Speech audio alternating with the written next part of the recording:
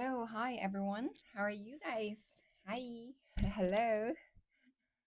Yeah, still setting up.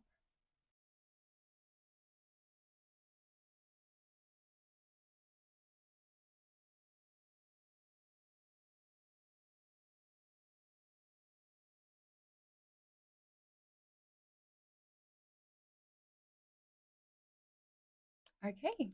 Hello, hi. Always good to see you. See familiar faces and new in here.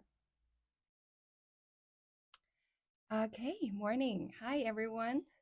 Ni hao. Can you guys hear me now? Can you guys hear me now? I think it's all right now. Like you guys can hear me, right? Yeah. Can you hear me now? Yeah. Tell me in the comment. Please tell me like if you guys can hear me. Yes, okay, fantastic. So, how's your day? How was your Monday? Yesterday was your Monday, a fresh new start of the week. Wait, is it Monday yesterday? Oh my God. Is it Monday yesterday? Oh yeah, it's Monday yesterday. Like, how was everyone's Monday?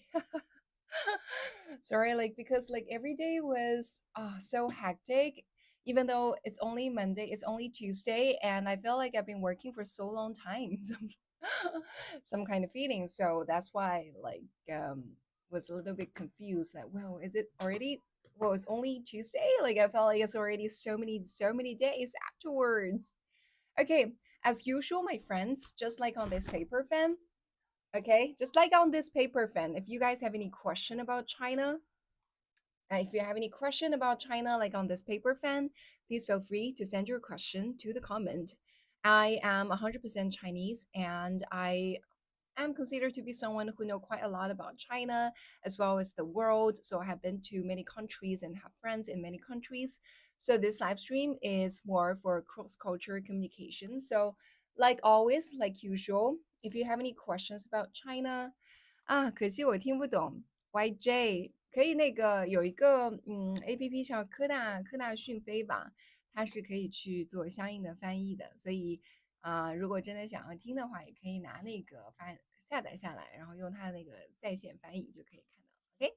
So, guys, as usual, if you have any questions about China, like on this paper fan, just please send your question to the comment, okay?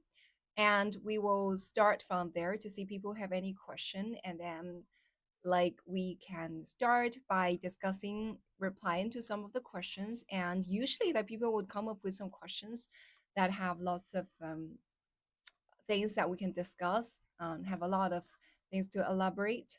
So that's why, like, guys, if you have any questions, just like on this paper fan, send your question in a comment area, okay? Send your question to the comment area. So if you have any question, like I said, about China, about myself, about other countries, because this is a very international live stream, so there are people literally from everywhere. Okay, so just hi, morning, Charlie. 还是喜欢你。好的，谢谢你，YJ。Okay, thank you, my friends. Have you guys followed me? If you haven't follow me, please. Okay, so just send your question. Keep on sending the question to the comment area, and then, like usual, we will then start from all those questions. Okay? Yeah, yeah. Again, okay. One more time. Okay, one last time. If you guys have any questions about China, this is a Q&A session. Just send your question to the comment area, and anything about China, anything about myself, I'd love to discuss with you guys on all those questions. Okay, start to see lots of the questions coming in, and we will start replying to them one by one. I'm Chinese. What's your name? My name is Nytrix, as shown in the username. So that is my name. You can just call me by Nytrix. Okay, 可以就叫我 Nytrix. Yeah. Let me introduce myself. My name is Pan Zhichen from 济南, Shandong. Ooh, good to see you, my friend. 2025新年快乐！你是每一年都会换一下 username 吗？到了明年就是2026年，新年快乐了吗？Okay, guys, follow me, please. Okay, follow me, please. You haven't done so, and we'll start by replying to all those questions. There are so many interesting questions. How's your Tuesday morning? As usual, feel quite energetic by talking to all of you guys. Yeah. Have you visited Chongqing? Well, Chongqing is a very interesting city, okay? Chongqing is said to have the best Sichuan food. So, like, even though Chongqing is an independent city, it does not belong to any of the provinces. However, Chongqing is very, very close to another province called Sichuan. So that's why the kind of food people eat in Chongqing is very similar to the kind of food people eat in Sichuan province. And as a result of that, they start to compare a lot between Sichuan, especially Chengdu, which is the capital city of Sichuan province, with Chongqing. So they would compare about the language. So they could understand each other when it comes to dialect. Chongqing dialect and Chengdu dialect, it's very same. It's very similar. Somehow, some of the tones are very different, but they have no problems of understanding each other and copying each other's way of talking.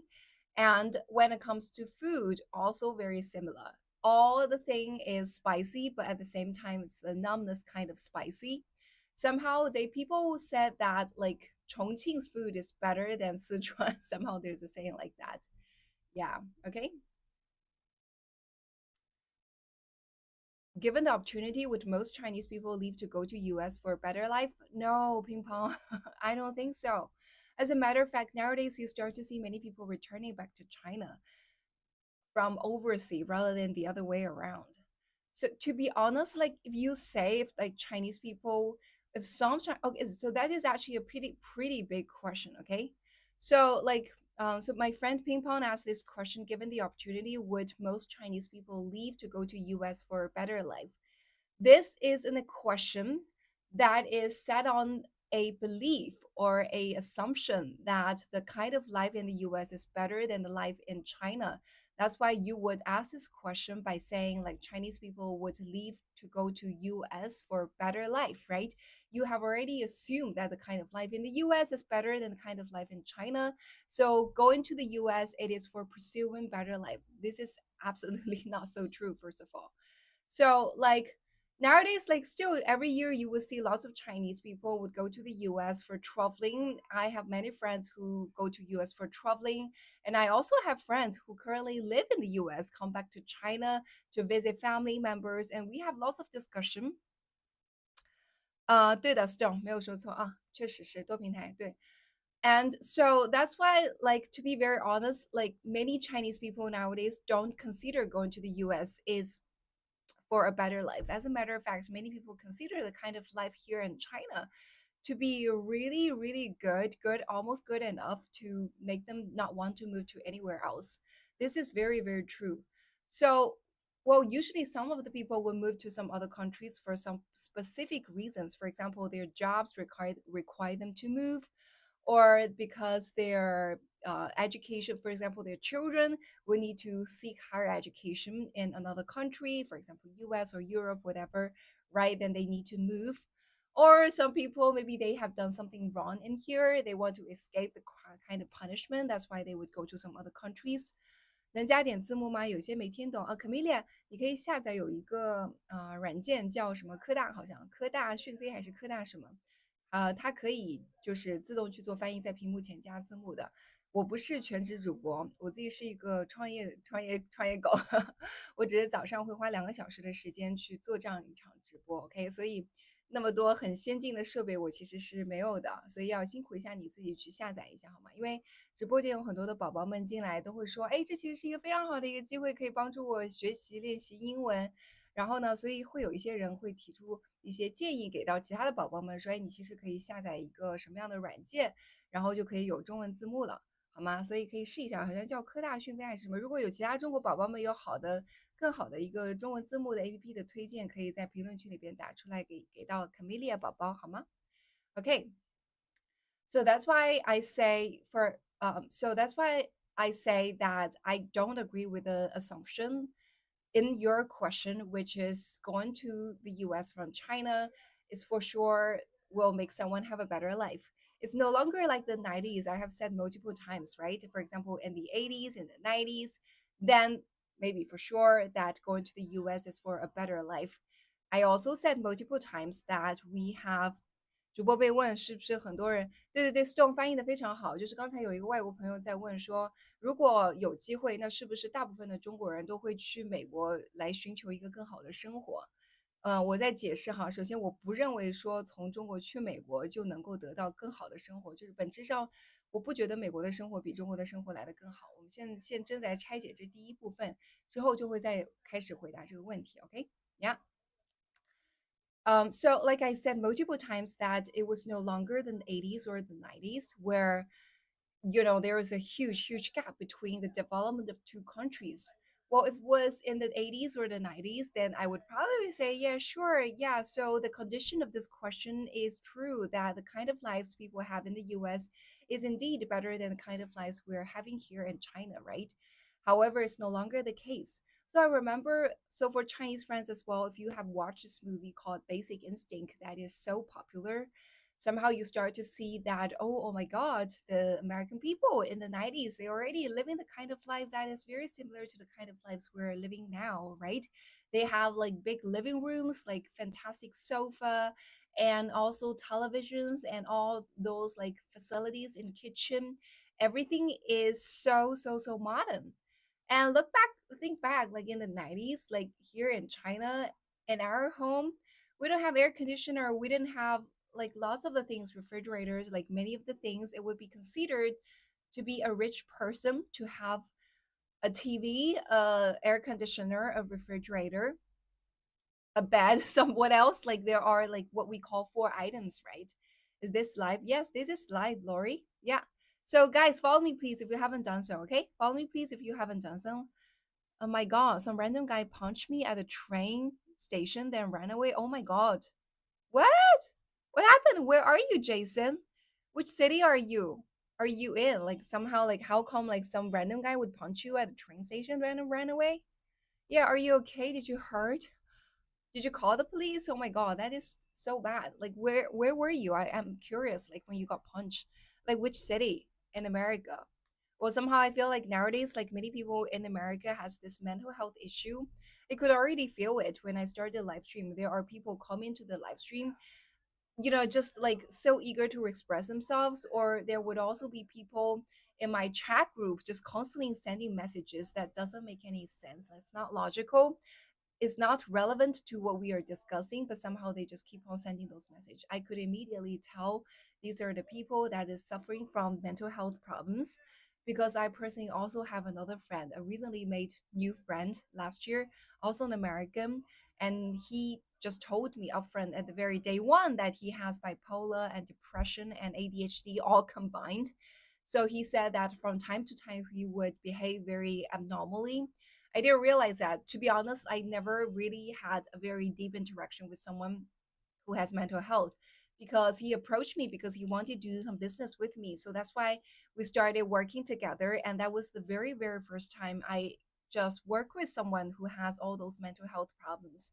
And I noticed that, oh my God, it was so true that, well, these people are, how to say, they really suffer from those kind of diseases, because whenever they start to have those kind of symptoms, it was so strong. They would really really just type you all those negative kind of energy kind of things to you. And I didn't realize it was because they have those mental health issues very beginning. So this new friend, because it's new friend, right? And I never have ever encountered in person like that before. So for all of a sudden, when we were having a like kind of just a good conversation, and then very next day or the very same day evening time, he's just started sending all those long message accusing me of different kind of things, and all of those kind of things just don't make sense at all. So then at the very beginning, I was like so confused. Like I was like, wait, why? We had a very nice conversation in the morning. Like why all of a sudden in the evening time you just sent me all those like long messages, like accusing like what a bad person I am and what's the problem you're facing, like how I treated you badly, like so personal. I was like so confused. And the very look at the very beginning I didn't understand. So I replied to him, I replied to him, and I was like, I don't think what you say is wrong, right? It was like an argument, but somehow it's like a very polite kind of argument. I replied very politely because I was so confused. I don't understand why this person is accusing me of those kind of thing, right? And then the very next day, all of a sudden his symptoms seemed to relieved, and then he saw all of a sudden just apologized and said, you know what, yesterday I was having this bad condition. I was having like those kind of mental health illness kind of symptoms. So that's why I was behaving like that. So then I asked, okay, so what if next time you had this kind of same symptom? What should I do again? And what should I just do, right? If you had the same thing again? And he was like, yo, just maybe see where it comes from and just try to comfort me or something like that. And then I started to realize, okay, so whenever this man behave like that, it means he's having this mental health problems. That is a sign that this person has mental health problems. And then later on, when I started live streaming and also have created my chat group, from time to time, just notice people coming in, just behave the very, very same, just exact same as this my friend did. And I have seen like so many people, and all of them are American people. I've only seen like one Chinese person, only one Chinese person, but rest of them are all Americans. And there's so many American people just coming to my live stream. Well, just behaving very same like my new friend, like the friend I just described, right? And somehow I can discover that I have discovered that I can feel obviously that mental health issue is a really big problem. Also, when I first started my live stream in January, there were many questions around mental health issue. Many people asked me like, hey, do you guys have a big mental health issue here in China? Oh, okay, do you know what, America has so many mental health problems in there? How do you guys see about this problem, something like that? I was like very confused, to be honest.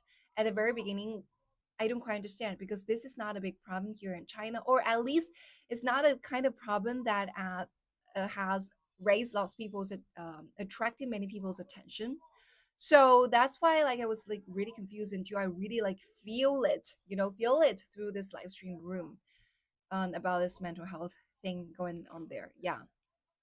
Mr. Week 完全听不懂，多听听就听懂了。有很多宝宝一开始是听不太懂的，比如说他们会去下载一个软件，可以去做实时翻译的，然后在后面听着听着就听懂了。因为有很多人说，就是其实这个直播间不是用来教英文的，但是很多中国宝宝到最后的反馈是觉得说来听你讲，感觉比听那些教英文的要来的更好。Yeah, I know a few girls with OCD and depression in China. Okay, a lot of Americans has it to do with culture. Good morning. Hi, good morning. Disappointed. I haven't heard anything about that. I just wait. I don't want to be.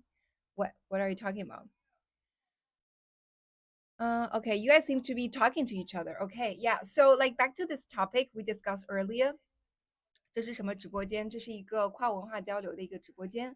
Emma，在这个直播间里边有非常多来自于五湖四海、全球各地的朋友们，有来自于各个不同州，这是一个非常国际化的直播间，有来自于很多地方的老外，所以我会用大部分时间用英文去进行直播，这样能够促进大家对于文化上面的交流。更关键的一个点，最一开始的出发点是有老外对于中国有非常大量的误解，有很多人都对中国有一些非常奇奇怪怪的误解，上来只是为了去清除这些误解，但是到后来就变成是一个天南地北海聊的一个直播间了。Yeah.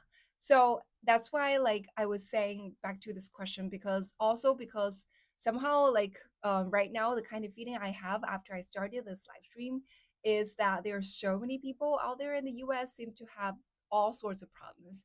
Like mental health problem is one kind of problems, and also there are many other problems. Like people said, also shared with me things in the comment that they would be so worried that every day their children go to school and would not be able to return home alive, something like that, because there are so many pew pew accidents nowadays, right? And also people also told me many things about those problems, right? And my friends went to the US, also returned home, telling me about that, shared me that it was no longer like 5 years ago, because I was in the US in 2017 and also like in 2019. And then my friends returned back in here, told me like everything they observed now is no longer like before. There are so many people having this problems, right? That you would notice all of a sudden there was someone just walking on the street naked, like whole body naked or half body naked, like acting for sure that this person has take on this thing, something like that, right? So well, the kind of impression I had nowadays, and also given all those like high price inflation thing, like all those kind of things I feel like directly from this live stream, the kind of feeling I have is I just don't feel like, it doesn't seem to be like work living in the USA is better than here in China. So here, like people wouldn't worry about sending to their children to school unalived, and we wouldn't like we also have a really affordable prices here. There's no inflation problem in here, and somehow everything is so convenient, right? It can be delivered to your home and at extremely low cost and no time, and also like we have all those advanced technology, right? That just makes your life so interesting. And also, like our home is full of modern facilities, just like in the US. So I just feel like, to be honest, well, I just definitely disagree with the fact that that is the assumption, with the assumption that is built in the question, which is, oh, like given opportunity, majority of the Chinese people would go to the US, because I don't think that assumption actually makes sense. Yeah, I think like it's okay. I understand like people would go to the US for some particular reasons, right? I just don't feel like people would just go to the US to pursue a better living. So you could say like people go to some other places to pursue better living. Just I just don't feel like it's going to the US is for pursuing better living. Because somehow people here in China also have a pretty good living already. So that's why they would not go to the US to pursue for a good living. Yeah. So I feel like that's may also be a stereotype. Okay, so just so you guys have to know that China now is no longer like the 80s or 90s. Many people still probably think of China like it's in the 80s and 90s. Like everything was so poor, like lots of the problems in here. It's no longer like that. Okay, so I think after explained all that, I think you already got my answer. I don't think given opportunities, for example, if there is no visa, anyone can just choose to go to the US or just choose to stay in China without the need to worry about application, visa application, everything. I just don't think still like people would just go to the US. Like many people would still be more than happy to live in China. Like for sure, like my parents, many of the people in my families for sure would not go to the US to live, right? So I might not be going there as well, right? So I would probably just go if there's no visa control, I would just probably just go there, for example, stay for 1 month or 3 months and return here. Well, not just gonna be stay there for lunch, unless there are some specific reasons that I need to go to the US to live in there. Okay, so we have to actually spend a lot of time elaborating on that. Okay, can I build a house on a remote mountain in China? Are you just joking, my friend? We want some serious question. Okay, we want some serious question. But to answer that, there are a lot of remote house. There are some houses built on remote mountains in China. So, like for those of you guys, like many people would ask about Tibet. Okay, Tibet is considered to be on high mountains, right? That is a place with very high altitude. Nowadays, many people would go to Tibet for traveling. The reason why there are people who are able to go traveling in Tibet is because we have spent so much efforts building the train that can travel from here to Tibet. And that one was actually considered to be a miracle, because it's definitely not easy to build a train in such a place of such high altitude. So once you start to have like all those roads built, then people can travel from here then to there and even like live in there, right? So there are houses built in the remote mountain in China once the traffic problem is solved. Okay, money is a big reason, as well as education.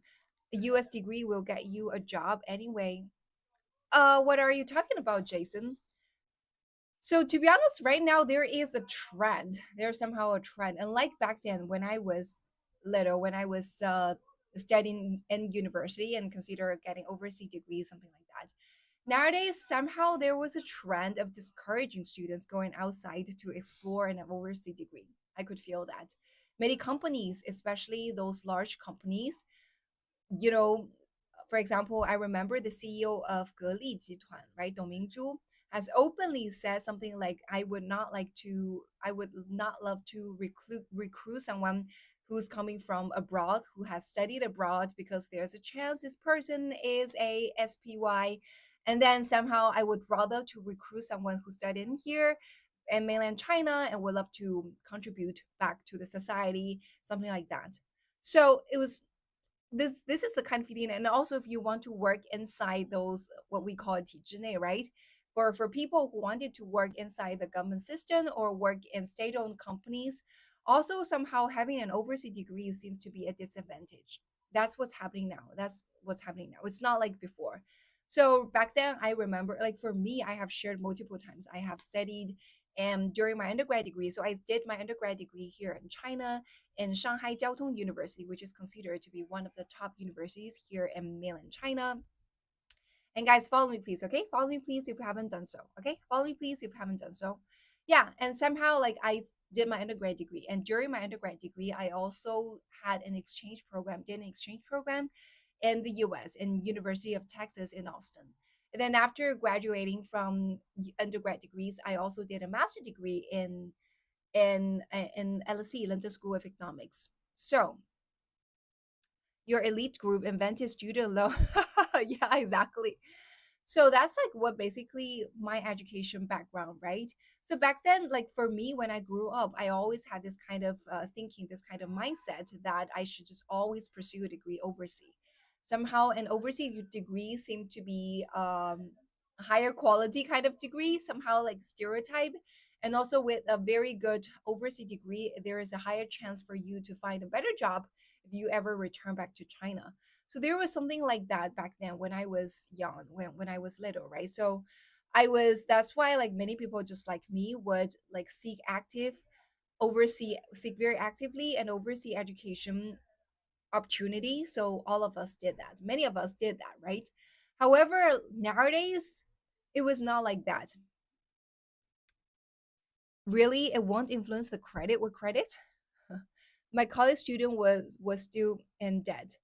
Oh yeah, many American people shared with me in the live stream. They told me that, for example, after so many years, 10 years, 20 years, they still haven't really repaid the student loan. Just so you guys know, like nowadays in most of the universities, the tuition fee is extremely high, extremely high. Even for those kind of state-owned kind of public university, the tuition fee for 1 year, tuition fee alone is more than I remember more than 10,000 US dollar. That is the minimum.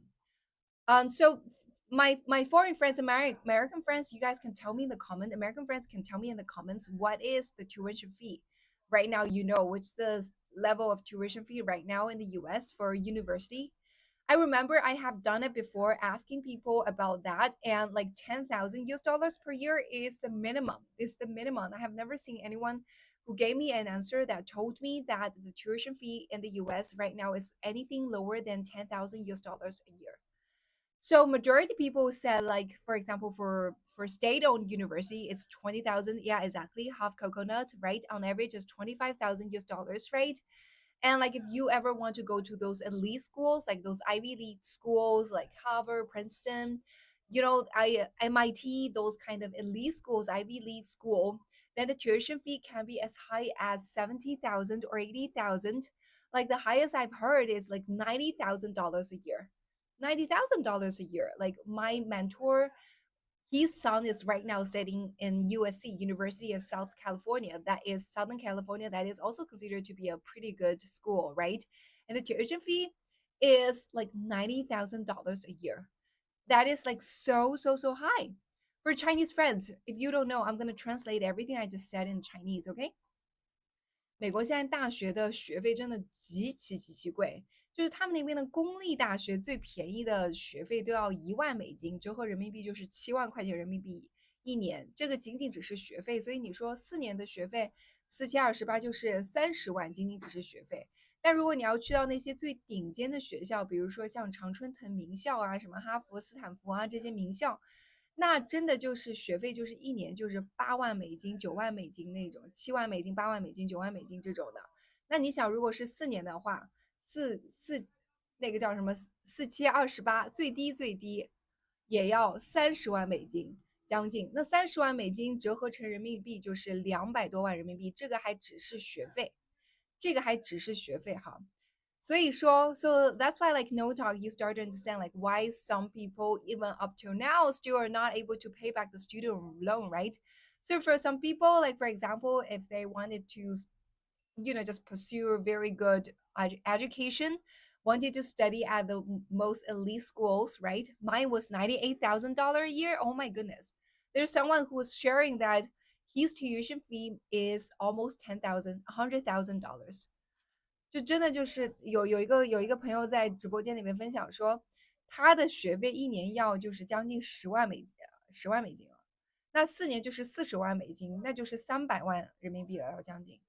And we're only talking about tuition fee. We're not talking about like the fee to buy books, right? Actually, book buying fee is pretty high.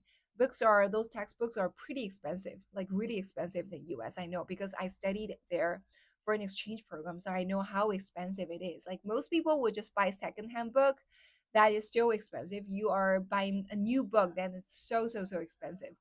And then also like the fee of living costs, right? Eating everything was like so high, right? 对于4+4的人群来说不贵。什么叫4+4啊？No talk，我不知道什么叫4+4。Yeah, mine was about 85,000 per year. Yeah, that's so high. Like guys, just tell me like what was the kind of tuition fee right now in the US for your university, for the university that you attended? What's the kind of tuition fee?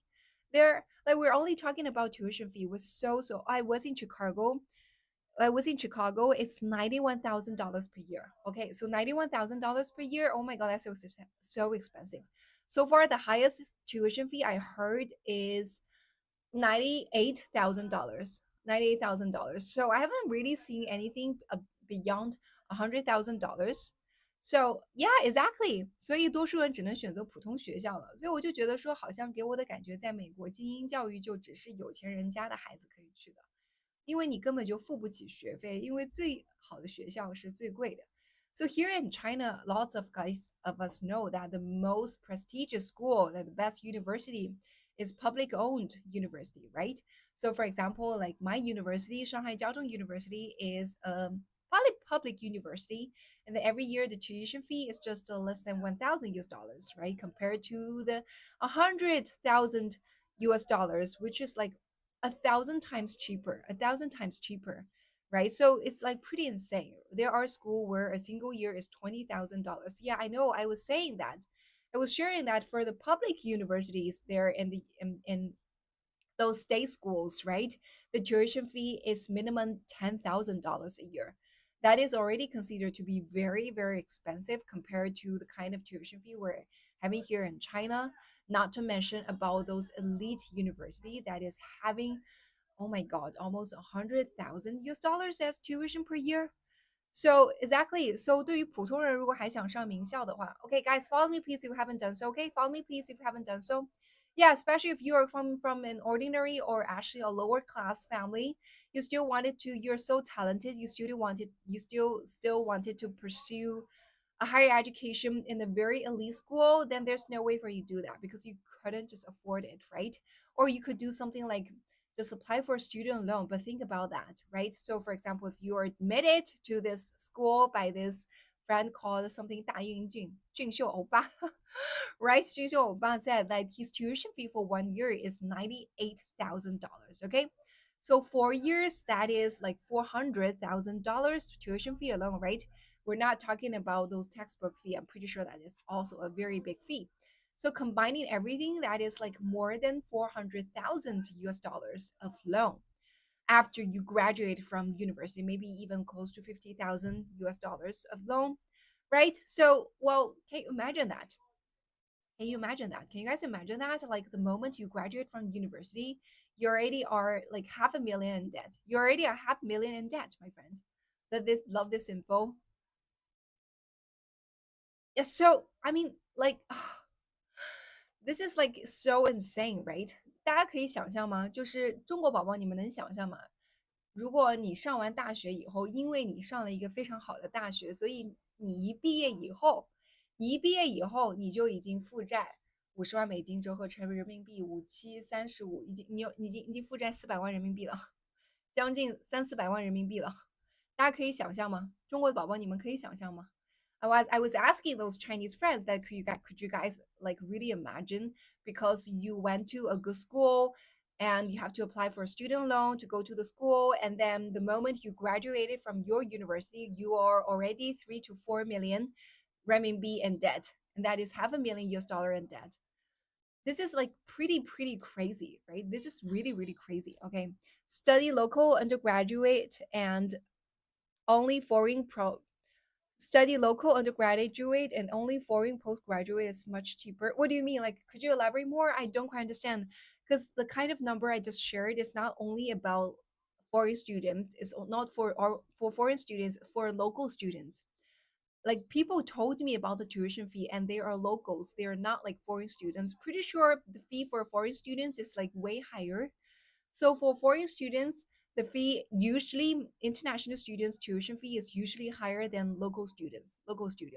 So the kind of fee I just shared about in studying in those elite schools, right? 80,000, 90,000, these are local, right? So I would say like my mentor is American, and then her son is also an American. So like local Americans studying in USC, University of Southern California, and every year they need to pay a tuition fee of 90,000 US dollars for one son. I mean, that is like insane. That is insane, right? All repayable for undergrad through 7 years was like 780,000 Canadian dollar, right? Elite schools, right? 80,000, 90,000.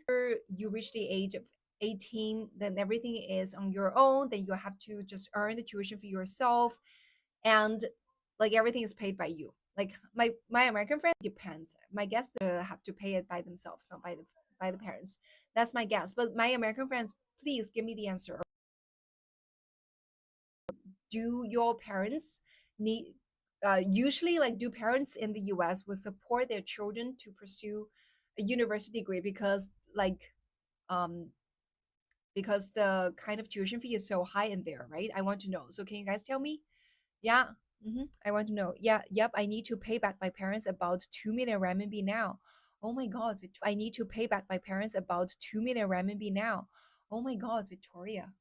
Like, you see, guys, you see it? Yeah, see the comment Victoria just shared. So instead of applying for a student loan, so Victoria borrowed this money from her parents. That is also pretty interesting. You guys like, can you guys feel this dynamics between son daughters and parents? Because we would never say something like we would pay back our parents here in China. So say for example, if our parents support us financially, they just support us without the need of us to pay back. It's that they willingly just give us as the financial support. It's not like they lend the money to us. The kind of mentality is very interesting, very different. 不是新加坡人呢，我是大陆人、中国人、内地人、上海人。Okay, yeah. Parents may not have enough money either, so you need the loan. Okay, yes. My university tuition is found from family support. And Jason is like, oh my God. Yeah. So interesting. Yeah. And someone said really. Oh yeah. So really. Yeah. Yeah. So that's my guess, right? Really. I don't think like many parents would do that. Yeah, and also that ties up to another like interesting social phenomenon. I also previously shared about that and asked people in the live stream about like, oh, how do you see about taking care of the elderlies in the family, right? When your parents get old, do they just take care of themselves by themselves, or they would ask you to take care, would ask children to take care of them? Would they still will come live with the children? It's not. So somehow the kind of like Eastern Western culture is so different, right?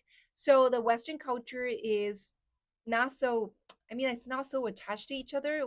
Family members are not like so dependent on each other. I feel like once children reach certain age, children are just very independent families. Parents are like another independent families, right? So children are not obligated to like support their parents by taking care of their parents at home, you know, do everything just like taking care of children, right? However, in the Chinese culture, it's like that, right? So when parents get old, then it's our obligation to take care of them. And it's also considered to be not a good thing to send your parents to those nursing home, right? And I remember in the US, in the many of the movies, for example, there is a very famous movie called The Notebook. I'm pretty sure. Oh, thank you. 太少了，那等没关系啊，它一会儿就凉了。Okay, so like, right, for example, in this movie called Notebook, right? In Notebook, I remember like many girls have watched this movie called Notebook, right? And for Notebook, so many people we have already seen that actually the main characters, the two couples, lived in nursing home. It was like a really popular thing, right? Somehow in here, like we would feel like, oh, I feel so bad to send our parents to the nursing home, right? It was not like that.